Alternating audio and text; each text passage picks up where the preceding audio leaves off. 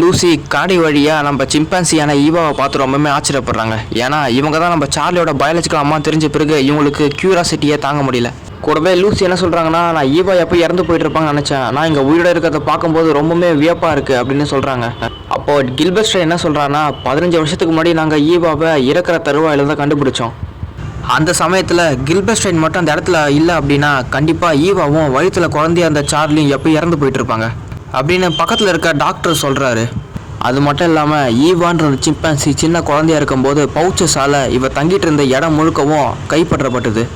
அங்கே தான் ஈவாவோட அம்மா அப்பா 2 பேருமே கொலை செய்யப்பட்டாங்க. இதுக்கப்புறமா அந்த சிம்பான்சி யூரோப் முழுக்க இருக்க எல்லா ஜூ சர்க்கஸ்னு அடைச்சி வைக்கப்பட்டிருந்தா.